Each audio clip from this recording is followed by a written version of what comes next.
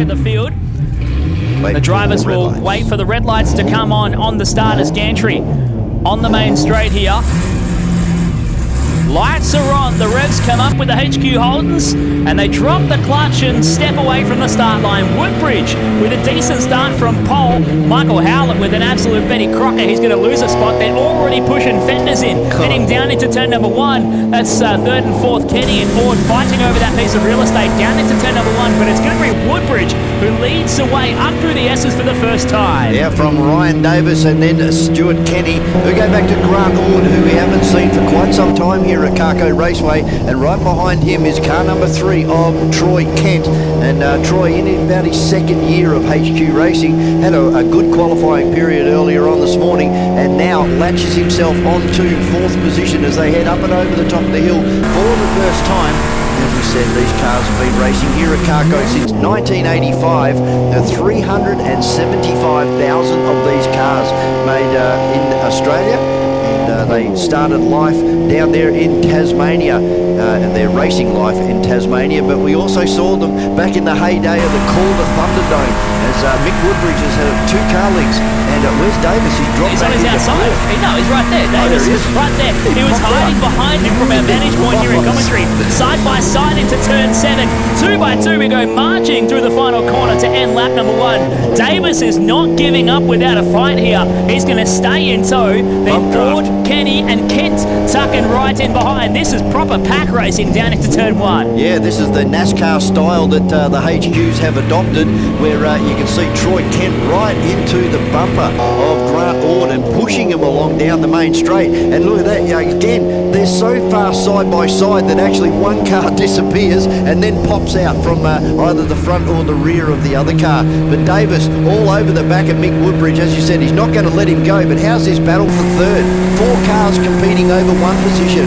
Yeah, this has allowed Michael Howlett to close up to that group. He was miles off the back of those guys as they exited turn number 1, but going side by side through the S's has allowed him to close up. He's the quickest at the first intermediate, 33.03, as the field goes pouring through turn 6. He's still tagged onto the back of that group right now, but it won't be long before he gets the elbows up and starts to try and put on a fight. Your leader, Mick Woodbridge, going to bring Davis with him right over the top of the hill here. Davis checking out behind him and just moving over to the other side of the racetrack to have a bit of a clean look at the inside of turn 7, but he's not close enough to make a move happen this time by. Woodbridge lead once again as that battle pack for second and beyond still raging behind. And then we go back even further with Phil Breen. He's got trouble there from O'Keefe, that is, in car number 21, and 14 of Bo Pangler as well. So the battle's raging here. We've got a battle out in front for first and second, and then we go back to these 4 cars, and that was Ord, Kenny, Troy Kent and Michael Howlett on the back of these top 6 cars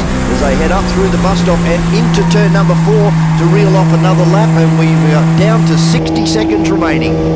So that didn't take long to really rattle through the time in this one. We're barely getting going, and the sprint race format is going to draw to a close very soon here. Hot lap of the race so far, 1:17.07 for Mick Woodbridge. Once again, quickest over the first intermediate by about 600ths of a second from Davis behind him with a 32.57. Woodbridge 32.51 at the first inter. We'll check the second intermediate times of the field as they come through turn 6 at the moment. They'll click over that timing loop out the back of the track. Check this out between the two of them. Side by side again going down the hill. Davis was quicker by a little bit, but it's going to swap the two around under brakes into turn 7. Davis on the outside line trying to keep the momentum up. The last lap board isn't out yet because we still have time. We're going to have 2 laps left to go. The fight is well and truly not over yet. Woodbridge fighting back and got a better run out of turn 7 after they came out side by side. They've entered turn number 1 side by side. Davis trying to run around the outside of car 74 of Mick Woodbridge. And again, they're going to come out of turn number 1 and 2 side by side up through the bus stop. Mick Woodbridge, he's going to get hung out to dry here because Ryan Davis has got the preferred line, and that's going to allow Stuart Kenny now to get right in the boot lid of car number 74 of Mick Woodbridge. We go back further and it looks like Bo Pangler running around the outside of Phil Breen in car number 75. They're dicing it for 7th position, and we've got 3 cars dicing for 7 and 2 cars dicing for 10 and 11. great battle out the front. Davis will lead coming out of turn number 6 now. He's got to get the legs stretched right out up the hill to see if he can try and open up a gap over Mick Woodbridge. The last lap board is out to collect them here. So as they come across the line this time by, there will be one lap remaining, but the race is far from over. Oh no! Whoa. Davis with a spin coming down the hill. He's going to rejoin backwards through the grass. Luckily keeps it off the fence. Woodbridge fed him a fender of the HQ and will assume the race lead. Scary moment there for Davis, who's going to try and rejoin the race. And that will see Woodbridge as your leader, Kenny into second at the last lap board. Grant Ord up into third now, and he's looking for a run around the outside of Stuart Kenny, but he's too far back, and if he's not careful, he's going to allow Troy Kent and Michael Howlett to get through as well. Troy Kent all over the back of Grant Ord as they head up through P3 and into turn number 4. It's still Mick Woodbridge, and going to be interesting to see how Motorsport Australia handle that one. Howlett tagging on at the back of that group. Davis was lucky to rejoin. He's going to stay at the head of the second group as they go through turn 4. From the penthouse to the you-know-what very quickly in the space of a few metres here at Carco Raceway. On their final lap, Woodbridge leads the field through turn number 6, and there might be a couple of words to exchange after this. They're going to park on the front straight. You and J-Mac are going to talk to them as they'll get out for our grid walk in just a couple of moments' time. But coming over the top of the hill now, Woodbridge, he's still under attack here because Kenny wants a piece of him. He's going to get the overlap. He's past the B-pillar. He's got his nose in front under brakes into turn number 7. It's going to be a sprint to the line here. Kenny, might he pickpocket the race win right to the end? It's going to be uber tight. A drag race to the line.